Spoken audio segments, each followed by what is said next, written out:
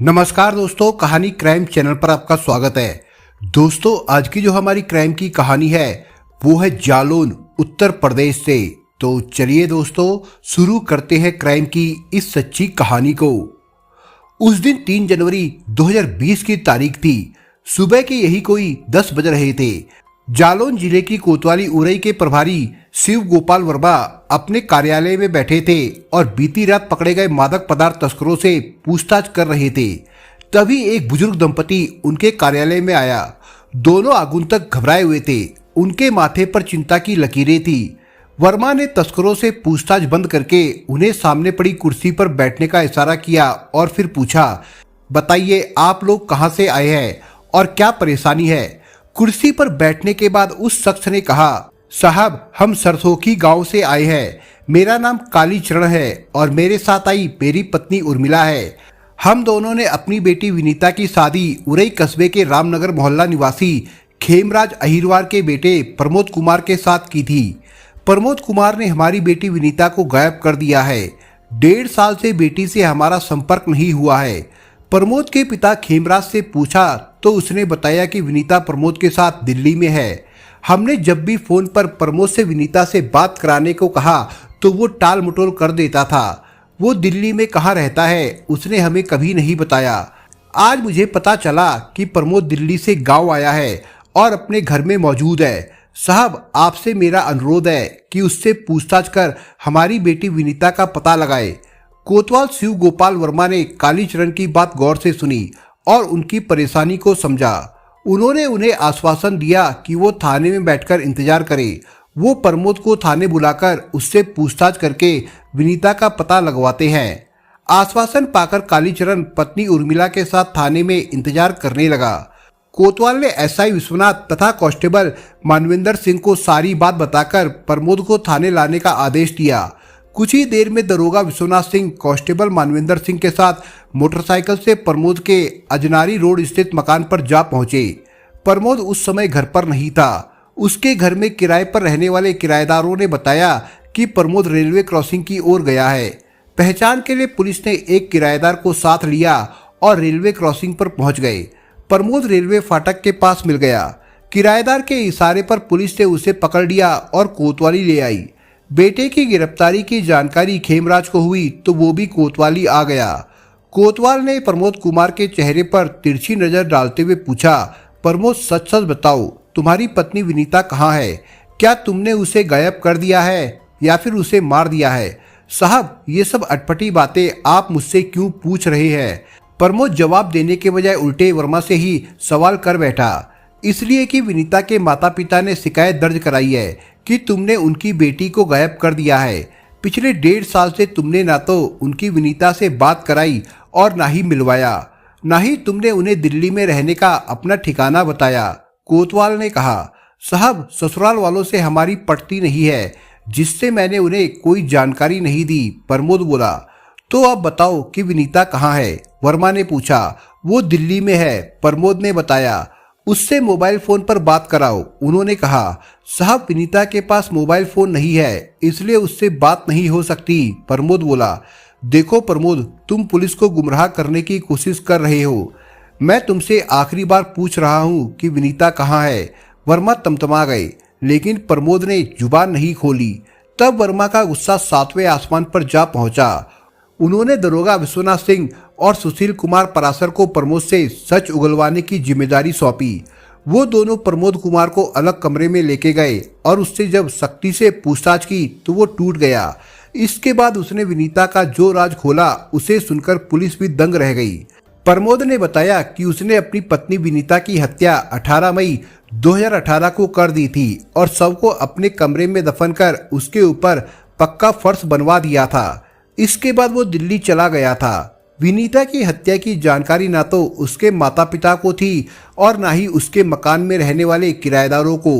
विनीता का शव अब भी कमरे में ही दफन है। कोतवाल ने इस सनसनीखेज घटना की जानकारी वरिष्ठ अधिकारियों को दी और SI Sabir Ali, Vishwanath Singh, Sushil Kumar Parashar, head constable संत किशोर तथा जगदीश हत्या आरोपी प्रमोद कुमार को साथ लेकर प्रमोद के अजनारी रोड रामनगर स्थित मकान पर पहुंच गए। वो टीन शेड वाला मकान था जिसके आगे के भाग में किराएदार रहते थे। प्रमोद मकान के पिछले भाग में रहता था। प्रमोद कुमार पुलिस को अपने टीन शेड वाले कमरे में ले गया और बताया कि विनीता का शव इसी कमरे में फर्श के नीचे दफन है। पुलिस अभी कमरे का मुआयना कर ही रही थी कि सूचना पाकर एसपी डॉक्टर सतीश कुमार तथा सीओ संतोष कुमार भी वहां पर आ गए। पुलिस अधिकारियों ने मौके पर फॉरेंसिक टीम को भी बुलवा लिया था।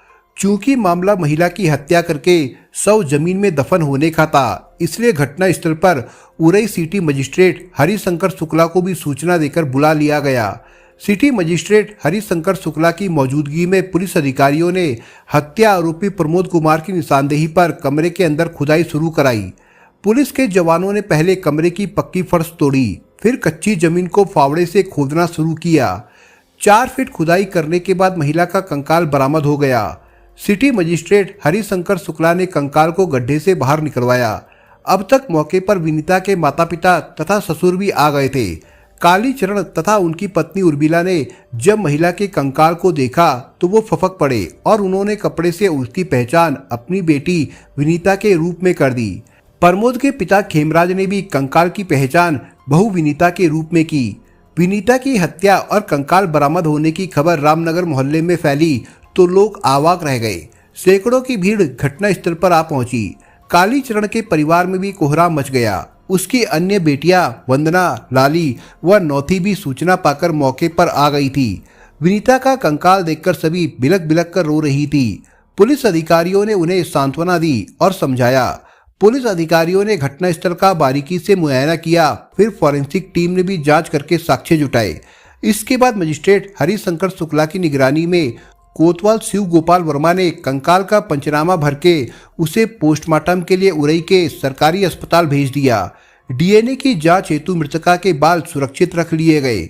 चूंकि प्रमोद कुमार ने पत्नी विनीता की हत्या करने का जुर्म कबूल कर लिया था और जमीन में दफन शव को भी बरामद करा दिया था, इसलिए कोतवाल शिव गोपाल वर्मा ने मृतका के पिता को वादी बनाकर धारा 302, 201 के तहत प्रमोद कुमार के खिलाफ रिपोर्ट दर्ज कर ली। पुलिस अधिकारियों के सामने जब प्रमोद से पूछताछ की गई तो पत्नी की हत्या कर शव ठिकाने लगाने की जो कहानी बताई वो चौंकाने वाली थी। जालौन उत्तर प्रदेश राज्य का एक पिछड़ा जिला है जहां आवागमन के साधन भी कम है और रेल सुविधा भी नहीं है। इस पिछड़ेपन की वजह से जालौन जिले के सभी प्रशासनिक कार्य उरई कस्बे में होते हैं। उरई जालौन जिले का उप जिला कहलाता है। यहाँ दवा बनाने वाली मशहूर कंपनी सन इंडिया फार्मेसी है, जहां सैकड़ों कर्मचारी काम करते हैं, जिससे वहां दिन भर चहल पहल बनी रहती है। उरई कस्बे से 3 किलोमीटर दूर एक गांव है सरसोखी, जो थाना कोतवाली उरई के अंतर्गत आता है। इस सरसोखी गांव में कालीचरण अपने परिवार के साथ रहता था। उसके परिवार में पत्नी उर्मिला के अलावा 4 बेटियां वंदना, लाली, नोबी तथा विनीता थी। मध्यम वर्गीय कालीचरण के घर का खाना पीना व अन्य खर्चे खेत में पैदा होने वाली फसलों से चलता था। इसी से बच्चों की परवरिश होती थी। जैसे जैसे बेटियां जवान होती गई, कालीचरण ने उनकी शादी कर दी। वो 3 बेटियों के हाथ पीले कर चुके थे। अब सबसे छोटी बेटी विनीता ही शादी के लिए बची थी। विनीता अपनी अन्य बहनों से कुछ ज्यादा ही खूबसूरत थी। उसकी इस खूबसूरती में 4 चांद लगाता था उसका स्वभाव। हाई स्कूल पास करने के बाद वो आगे की पढ़ाई जारी रखना चाहती थी, लेकिन माँ बाप ने ये कहकर उसकी पढ़ाई पर विराम लगा दिया कि ज्यादा पढ़ी लिखी लड़की के लिए वर खोजने में दिक्कत होती है और दहेज भी ज्यादा देना पड़ता है। कालीचरण अपनी अन्य बेटियों की तरह विनीता को भी इज्जत के साथ उसके हाथ पीले कर देना चाहता था, किंतु इन्हीं दिनों विनीता के कदम बहक गए, जिसकी वजह से गांव बिरादरी में उनकी बदनामी होने लगी। गरीबों की जमा पूंजी उनकी मान मर्यादा और इज्जत होती है। जब कालीचरण को इस बात का पता चला तो अपनी इज्जत बचाए रखने के लिए वो विनीता के लिए वर की खोज में जुट गए। काफी प्रयास के बाद एक रिश्तेदार के माध्यम से वर के रूप में उन्हें प्रमोद कुमार मिल गए। प्रमोद कुमार के पिता खेमराज अहिरवार उरई कस्बे के रामनगर मोहल्ले में रहते थे। खेमराज के परिवार में पत्नी रामवती के अलावा 2 बेटियां और एक बेटा प्रमोद कुमार था। बेटियों की वो शादी कर चुके थे। प्रमोद कुमार ज्यादा पढ़ा लिखा नहीं था और रोजगार की तलाश में जुटा था। खेमराज दिल्ली स्थित राष्ट्रीय भवन निर्माण विभाग में 4थी श्रेणी के कर्मचारी थे। सरकारी कर्मचारी होने के साथ साथ उसकी खेती की भी जमीन थी। उसकी आर्थिक स्थिति मजबूत थी। रामनगर मोहल्ले में उसके 2 मकान थे। एक मकान में वो स्वयं परिवार सहित रहता था, जबकि दूसरा मकान अजनारी रोड पर रेलवे क्रॉसिंग के पास था। टीन शेड वाले इस मकान में किराएदार रहते थे। हालांकि प्रमोद कुमार बेरोजगार था और उसका रंग रूप भी सामान्य था, लेकिन उसके पिता खेमराज की आर्थिक स्थिति को देखते हुए कालीचरण ने उसे अपनी बेटी विनीता के लिए पसंद कर लिया। फिर सामाजिक रीति रिवाज से 25 अप्रैल 2011 को विनीता का प्रमोद कुमार के साथ विवाह कर दिया। शादी के बाद विनीता जब अपनी ससुराल पहुंची तो ससुराल में सब खुश थे, लेकिन विनीता खुश नहीं थी। दरअसल शादी के पहले विनीता ने पति के रूप में जिस सजीले युवक के सपने सजोए थे, प्रमोद वैसा नहीं था। एक तो वो सांवले रंग का था, दूसरे वो अक्खड़ स्वभाव का था। इसके अलावा वो बेरोजगार भी था। शुरू में तो विनीता ने पति के साथ साथ सास ससुर की भी सेवा की, लेकिन आगे चलकर धीरे धीरे उसके स्वभाव में बदलाव आने लगा। अब विनीता का मन ससुराल में कम मायके में ज्यादा लगने लगा। इससे प्रमोद को शक होने लगा कि कहीं शादी से पहले विनीता के गांव के किसी युवक से अवैध संबंध तो नहीं थे। उसने इस बाबत गुप्त रूप से पता किया तो जानकारी मिली कि शादी से पहले विनीता के कदम डगमगा गए थे। विनीता के अपने ही अतीत ने उसके जीवन में कैक्टस उगा दिए थे, जिसमें खुशियां कम कांटे ज्यादा थे। उन कांटों की चुभन से पति पत्नी के बीच दूरियां बढ़ने लगी थी। दोनों के बीच में लड़ाई झगड़ा व मारपीट भी होने लगा था। तब तक दोनों की शादी को 5 साल बीत गए थे। इन 5 सालों में विनीता 3 बेटियों कनिका, गुंजन और परी की मां बन चुकी थी। एक के बाद एक 3 बेटियों के जन्म को लेकर भी घर में कलह होती थी। सास रामवती वंश बढ़ाने के लिए बेटा चाहती थी, इसलिए वो विनीता को ताने मारती रहती थी। हालांकि विनीता का ससुर खेमराज उसकी बेटियों से प्यार करता था और हर तरह से ख्याल रखता था। वो जब भी बाजार हाट से घर आता, बच्चियों के लिए खाने पीने की चीजें लाता था। विनीता का पति प्रमोद बेरोजगार था। पति की बेरोजगारी से भी वो परेशान रहती थी। उसे अपने व बच्चों के पालन पोषण के लिए सास ससुर का ही मुंह ताकना पड़ता था। जरूरत का सामान खरीदने को विनीता सास से पैसे मांगती तो कभी वो दे देती, कभी बुरी तरह से झिड़क देती थी। तब विनीता मन महसूस कर रह जाती। विनीता ने पति को कुछ काम धाम करने को कई बार कहा, परंतु प्रमोद ने एक नहीं सुनी। उल्टे वो विनीता से कहता कि घर में किस चीज की कमी है, सारा खर्च माँ बाप कर तो रहे हैं। एक रोज प्रमोद शराब पीकर घर आया तो विनीता ने उसे जलील करते हुए कहा, एक तो करेला, दूसरा नीम चढ़ा, कुछ काम धाम करते नहीं और शराब भी पीते हो। कम से कम अपना नहीं तो अपने बाप की इज्जत का तो ख्याल रखो। विनीता की सच्चाई भरी कड़वी बात सुनकर प्रमोद कुमार के तन बदन में आग लग गई। वो विनीता पर टूट पड़ा और लात घूंसों से उसकी पिटाई करने लगा।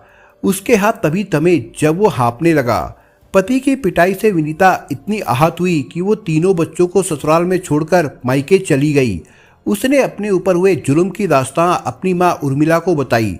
तब उर्मिला ने बेटी को ससुराल ना भेजने का फैसला किया। विनीता को मायके हुए अभी 2 महीने भी नहीं बीते थे कि प्रमोद उसे लेने आ गया, लेकिन उर्मिला ने बेटी को भेजने से साफ मना कर दिया। उसने कहा कि वो ऐसे निठल्ले के साथ बेटी को नहीं भेजेगी जो उसे प्रताड़ित करे। सास ने जलील किया तो प्रमोद मुंह लटकाकर वापस लौट आया। बहू के चले जाने से खेमराज की भी मोहल्ले में बदनामी होने लगी थी। उसकी पत्नी रामवती का भी गली से गुजरना दुर्भर हो गया था। पास पड़ोस की महिलाएं विनीता को लेकर तरह तरह की अफवाहें फैलाने लगी थी। इन अफवाहों पर विराम लगाने के लिए खेमराज विनीता को लाने उसके मायके पहुंचा और कालीचरण से बच्चों की परवरिश की खातिर विनीता को भेजने का अनुरोध किया। काफी सोच विचार करने के बाद कालीचरण ने बेटी को समझा बुझाकर ससुराल भेज दिया। इस बार विनीता ससुराल आई तो उसके तेवर उग्र थे। बात व्यवहार करने का तरीका भी बदल गया था। शायद पति द्वारा किया गया अपमान उसे सता रहा था। जब वो बीते पलों के बारे में सोचती तो उसकी आंखों में गुस्सा उतर आता। सास उसके काम में रोका टोकी करती तो वो उससे भी झगड़ा कर बैठती। पति को भी वो करारा जवाब दे देती थी। बहू के इस व्यवहार से दुखी होकर खेमराज अहिरवार ने उसे संयुक्त परिवार में रखने के बजाय अलग कर दिया। उन्होंने उसे अजनारी रोड वाला मकान रहने को दे दिया। इस टीन शेड वाले मकान के पीछे वाले भाग में प्रमोद विनीता व बच्चों के साथ रहने लगा। मकान के अगले हिस्से में बने 3 कमरे किराए पर उठे थे। इस मकान में लगभग 6 महीने तक विनीता और प्रमोद ठीक से रहे। इसके बाद दोनों में फिर से झगड़ा होने लगा। झगड़ा बेरोजगारी को लेकर होता था। मकान से आने वाले किराए से विनीता परिवार का खर्चा नहीं चला पा रही थी। उसे सदैव आर्थिक परेशानी से जूझना पड़ता था। वो प्रमोद से खर्चा मांगती तो वो कहता कि मायके से लेकर आओ। विनीता 2-4 बार तो मायके से खर्चे के पैसे ले आई, लेकिन हर बार जाने से उसने मना कर दिया। तब प्रमोद उससे झगड़े पर उतारू हो जाता। इस तरह उनमें तकरार होने लगी। साल 2018 की फरवरी महीने की बात है। एक रोज खाना ना बनाने को लेकर विनीता को प्रमोद ने पीटा तो विनीता महिला थाने पहुंच गई। वहां उसने पति की शिकायत की तो प्रमोद को थाने बुलाया गया। वहां पुलिस ने प्रमोद को डराया धमकाया और झगड़ा या मारपीट ना करने की नसीहत दी। बाद में पुलिस ने इस मामले को जिला परिवार परामर्श केंद्र भेज दिया। परामर्श केंद्र से दोनों का समझौता हो गया। विनीता और प्रमोद के बीच में समझौता हो जरूर गया था, लेकिन उनके बीच तनाव कम नहीं हुआ था। किसी न किसी बात को लेकर उनमें झगड़ा हो ही जाता था। प्रमोद के मन में अब विनीता के प्रति नफरत की आग सुलगने लगी थी। ये आग जब शोला बन गई तो प्रमोद ने विनीता की हत्या करने की ठान ली और हत्या की गहरी साजिश कर डाली। योजना के अनुसार 18 मई 2018 की सुबह करीब 10 बजे प्रमोद अपने पिता खेमराज के घर पहुंचा। उसके साथ उसकी 3 बेटियां भी थी। उसने पिता से कहा कि वो काम करने के लिए दिल्ली जा रहा है, विनीता को भी साथ ले जाएगा, इसलिए इन्हें यहाँ छोड़ने आया है। ना जाने क्यों पिता खेमराज व माँ रामवती ने आवारा बेटे की बातों पर विश्वास कर लिया और वो उन मासूम बच्चियों को अपने पास रखने के लिए तैयार हो गए। बेटियों को माता पिता के घर छोड़कर प्रमोद वापस घर आ गया। चूंकि विनीता की बेटियां 1-2 दिन के लिए दादा दादी के घर चली जाती थी, इसलिए विनीता ने इस तरफ ज्यादा ध्यान नहीं दिया और न ही पति से तर्क वितर्क किया। प्रमोद भी दिन भर सामान्य बना रहा। पति की साजिश की विनीता को जरा भी भनक नहीं लगी। शाम को विनीता ने खाना बनाया। उसने पहले प्रमोद को खाना खिलाया, फिर स्वयं भी खाना खाया। चौका बर्तन साफ करके वो चुपचाप चारपाई पर लेट गई। कुछ देर बाद वो गहरी नींद में सो गई, लेकिन प्रमोद की आंखों में नींद नहीं थी। उसे तो इसी समय का इंतजार था। वो आहिस्ता आहिस्ता विनीता की चारपाई के पास पहुंचा और उसी की साड़ी से उसका गला कसने लगा। विनीता की आंखें खुली तो पति को गला घोंटते पाया। उसने बचाव का भरपूर प्रयास किया, लेकिन सफल नहीं हो सकी। कुछ देर छटपटाने के बाद उसकी मौत हो गई। पत्नी की हत्या करने के बाद प्रमोद ने रात के सन्नाटे में कमरे के अंदर फावड़े से करीब 4 फीट गहरा गड्ढा खोदा और उसमें विनीता का शव दफन कर दिया। दूसरे रोज वो ईंट की गिट्टी लाया और कमरे में बिछाकर दुरमुट से खूब कुटाई की। फिर राजमिस्त्री से कमरे का फर्श बनवा दिया। किसी को कानो कान खबर नहीं लगी। इसके बाद वो कमरा बंद करके दिल्ली चला गया। दिल्ली में वो क्या करता है, कहाँ रहता है, इसकी जानकारी उसने ना तो अपने माँ बाप को दी और ना ही किसी और को। इधर जब 3 महीने बीत गए और उर्मिला की बेटी से फोन पर भी बात नहीं हो सकी, तो उर्मिला अपनी बड़ी बेटी वंदना के साथ उसके घर आई, लेकिन कमरे में ताला लटक रहा था। वो रामनगर स्थित विनीता के ससुर खेमराज के पास गई। खेमराज ने बताया कि विनीता और प्रमोद दिल्ली में है, बच्चे उसके साथ है। प्रमोद दिल्ली में नौकरी करने लगा है। उर्मिला ने खेमराज से प्रमोद का मोबाइल नंबर लिया और फिर प्रमोद से फोन पर बात की। प्रमोद ने बताया कि वो दिल्ली में है, विनीता भी उसी के साथ है। उर्मिला ने जब उससे विनीता से बात कराने को कहा तो उसने कह दिया कि वो इस समय ड्यूटी पर है, विनीता से बात नहीं हो पाएगी। इसके बाद तो ये सिलसिला बन गया। जब भी उर्मिला या कालीचरण प्रमोद से फोन पर बात करते और विनीता से बात कराने को कहते तो वो कोई ना कोई बहाना बना देता था। ना ही वो दिल्ली में अपने रहने का ठिकाना बताता था। धीरे धीरे 1 साल बीत गया, लेकिन वो बेटी की आवाज़ नहीं सुन सकी। विनीता के संबंध में जानकारी करने उर्मिला कभी कभी उसके अजनारी रोड स्थित घर पर भी आती थी और किराएदारों से पूछताछ करती थी, लेकिन उसे क्या पता था कि जिस बेटी की तलाश में वो भटक रही है उसका शव कमरे में दफन है। उर्मिला जब परेशान हो गई तो उसने प्रमोद की टोह में उसी के मकान में रहने वाले एक किराएदार की सहायता ली। उर्मिला ने उससे कहा कि जब भी प्रमोद अपने कमरे में आए उसे तत्काल मोबाइल पर फोन कर दे। उसने किराएदार को अपना फोन नंबर दिया, साथ ही सटीक सूचना पर पैसों का लालच भी दिया। 3 जनवरी 2020 की सुबह उर्मिला को किराएदार ने सूचना दी कि प्रमोद दिल्ली से अपने घर आया है और कमरे में मौजूद है, लेकिन उसके साथ विनीता नहीं है। ये सूचना पाते ही उर्मिला और कालीचरण उरई कोतवाली पहुंच गए और पुलिस को सूचना दी। 5 जनवरी 2020 को पुलिस ने अभियुक्त प्रमोद कुमार अहिरवार से पूछताछ कर उसे उरई कोर्ट में रिमांड मजिस्ट्रेट DN राय की अदालत में पेश किया, जहां से उसे जेल भेज दिया गया था। मां की हत्या और पिता के जेल जाने के बाद मासूम बच्चियों को संभालने की जिम्मेदारी मृतका की बहनों ने ले ली। दोस्तों, इस कहानी के बारे में आपके विचार क्या है, हमें कमेंट बॉक्स में जरूर बताएं। और दोस्तों, अगर आपको हमारा काम पसंद आया हो तो वीडियो को लाइक शेयर जरूर करिए। और अगर आपने अभी तक चैनल को सब्सक्राइब नहीं किया हो तो जाने से पहले चैनल को सब्सक्राइब जरूर करिए दोस्तों। धन्यवाद।